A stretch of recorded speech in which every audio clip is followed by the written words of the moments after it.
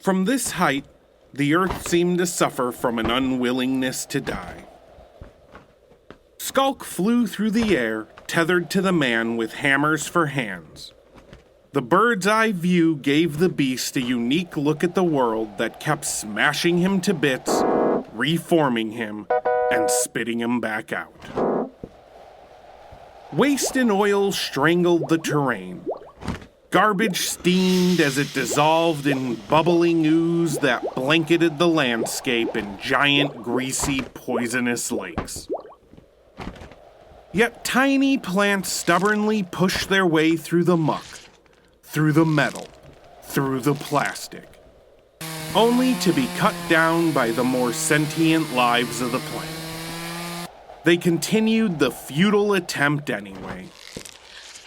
People strangled the sullied earth they created and enjoyed none of the fruits of their labor. As a clever scholar might have said, if any clever scholar actually survived the reset, the people refused to let their waste oppress them, while they refused to stand up to those who oppress them for fear of being laid to waste. Skulk looked back where they were cannoned from and saw something much more troubling than he could have ever expected. Something that caused the hairs on the back of his neck to stand straight. Something that terrified him to his core. In the center of the city was a huge mountain of garbage, and on that huge mountain of garbage sat a giant ethereal being that Skulk could hardly see without squinting. The being, a female if gender could be assigned to such a creature, was on such a higher plane of existence than the beast himself that part of her couldn't be comprehended even. Sure, Skulk wasn't as low on the existence scale as humans, but he was much closer to them than this giant in the distance.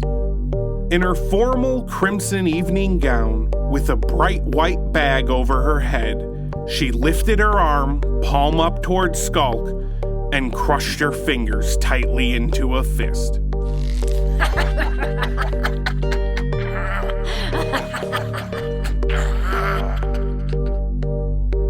Our friend didn't feel so well anymore, and it wasn't the concussion this time. Skulk felt his trajectory move towards the ground. The ogre couldn't have been happier to shift his focus to the much less terrifying action of coming face to face with the monstrosity that killed his friend. He momentarily put whatever that woman was out of his mind and decided to deal with one monster at a time. His empty wrapper of a heart began beating wildly at the adrenaline rush that precedes confrontation.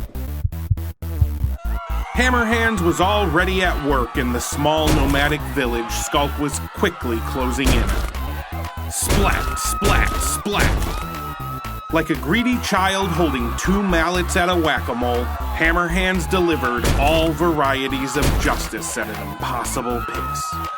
Everyone was guilty. An old woman was mashed like butter in a churn. Splat.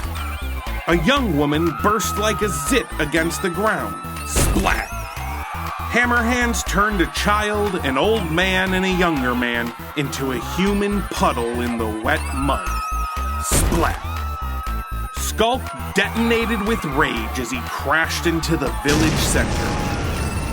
His impact was so intense it shattered a rock tower next to him. But at least he landed on his feet this time. He tried to catch the falling pieces to save the people below, but he was far too clumsy to catch them all. Splat, splat. Skulk fumed at his ineptitude and let out an earth-rumbling roar. The beast grabbed two chunks of the destroyed tower and hurtled them at Hammerhands. One missed and destroyed a water tower, flooding the city and sweeping villagers away into the distance. However, one was a direct hit, and the monstrosity paused, shocked by some form of retaliation. It didn't seem to faze Hammerhands that much, but it certainly got his attention. The villain wasn't used to being challenged. He spun around to face whatever dared interfere with his work, and in that moment, Skulk felt the weight of his actions drain the blood from his face. Fear was a new sensation for Skulk. He hadn't had the chance to feel it yet in the few hours of his existence. Though he had some innate knee-jerk reactions from past lives, full-on feelings still felt very inexperienced. The newness intensified the fear as the freight train of justice came choo-chooing towards him.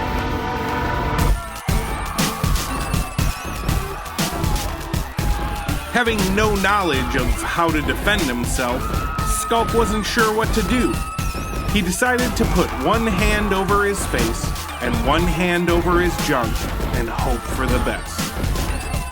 The beast thought about the pain coming his way. He thought back to the fall he allowed himself to take in the city. He didn't enjoy it much and was not really looking forward to feeling it again. Yet just as the monstrosity came within a few feet of the beast, the rope around Hammerhand's waist went taut and slingshotted him back to the city with one whiplash-inducing pull. Skulk sat there, one hand holding his head and the other still clinging his nuts, wondering what was taking so long. The waiting made the future pain seem even worse. The ogre cowered there long enough for the few survivors of the raid to come out from under their rubbled hiding spots and question what the fuck Skulk was doing exactly. Then a familiar sputtering came from the village entrance, causing the nomads to scatter. A welcome wagon lumbered into the small village. Men with bags over their head poured out of the truck into the muddied town center, taking in the destruction around them, and eventually looked at one another to make sure they weren't going insane. Oh, for fuck's sake, this guy again?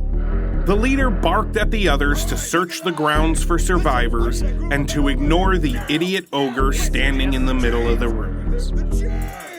Running into crumbled huts and towers and carefully making their way around the ogre not to disturb him, the Legion grabbed any survivors and threw them into the back of the welcome wagon. Skulk finally dropped his hands from his eyes to see what was going on.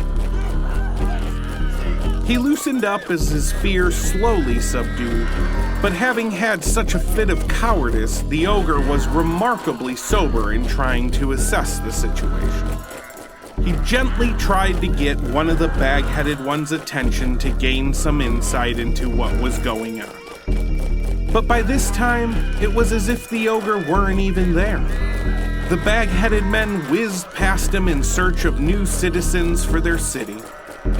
Skulk begged for pardon, he excused himself, he even cleared his throat gently, trying to get someone's attention. Meanwhile, children wailed as they were thrown into the hot tin cell on the back of the truck. This upset Skulk and he began to get a little louder, to no response, as one of the ones with bags over their head dragged and beat the last few people into the welcome wagon. The cries became many, and the ogre's fuse was back to short. Enraged, Skulk grabbed the closest bag-headed man and ripped him in half the way you'd open a zipper, stopping everyone in their tracks. Silence caught the beast's attention. Even the nomads looked terrified. Skulk thought of Hammerhands and instantly felt bad. He never wanted to be the one choosing violence, but when you're surrounded by it constantly, it's hard not to repeat others' mistakes. Especially when you're one as impressionable as he.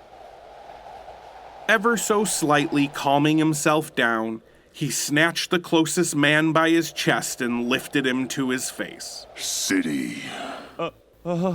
Yeah, man. Whatever you want. With everyone loaded up and supremely terrified, Skulk jumped atop the welcome wagon. As the black metal hot box stumbled its way back, the ogre paddled along the road, giving the vehicle a jarring burst of speed with every push of his yellow fungal fingernails. Skulk was focused and didn't once think about licking or smelling a single thing they passed. Mouth wide and salivating, the beast had one goal. Hammerhands' deeds had made Skulk take actions that made him feel less than himself. The primal feeling we call revenge took over.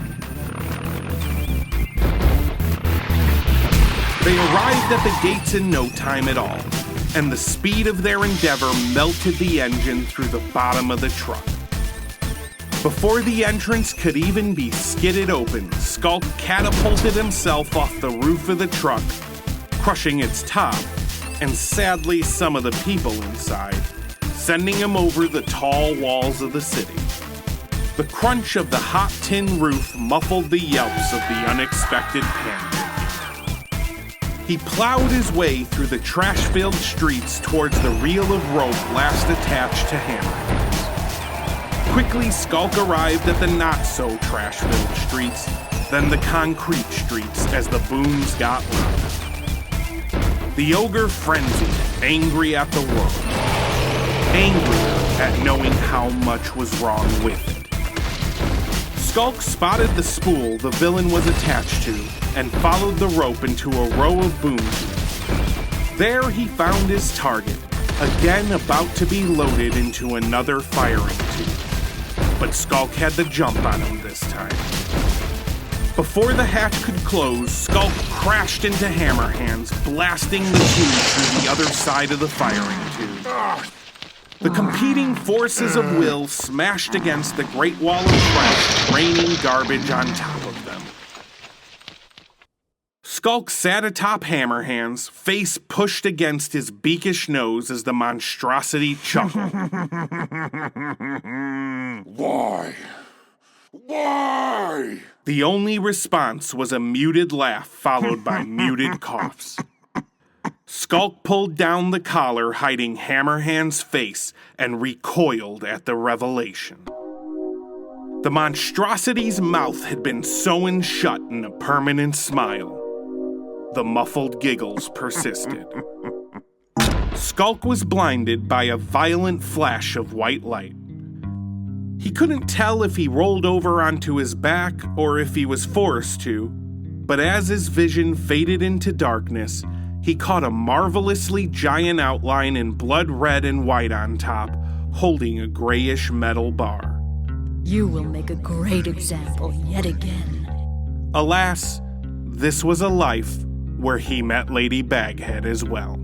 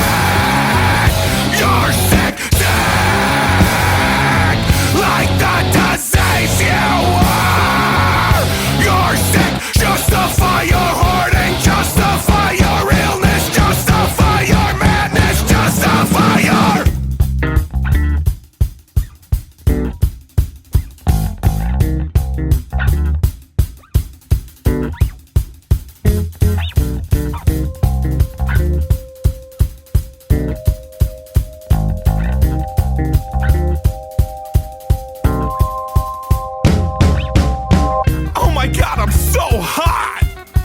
Look at me, I believe I deserve everything that I've got! And no one can say I'm not! We're the greatest, most famous, charadist. You hate us, yet praise us, parade us, encase us in papers and make us your basis of baseless and brainless and stasis, salaciously painless. Forgave us our wasted, such graciously patron, aimless patrons. Abandon freedom for lust. Abandon coping, invoking, and hoping justice is just. Abandon creating trust. The air we're breathing is thick. Polluted foundries, looted counties, given litters to pick. We're even afraid to quip. You're fucking sick. You're sick, sick! You're sick of helping the rest. Sick of helping, developing the yelping patrons we've pressed. Sick of all their requests. Shamelessly hating, degrading, the fading and aching, forsaken, persuading the taken to waiting for shavings, mistakenly taking the scrapings as aidings while shaking down, breaking down, taking down their vacant ancient moral havens. Abandon freedom for lust. Abandon coping, invoking, and hoping justice is just.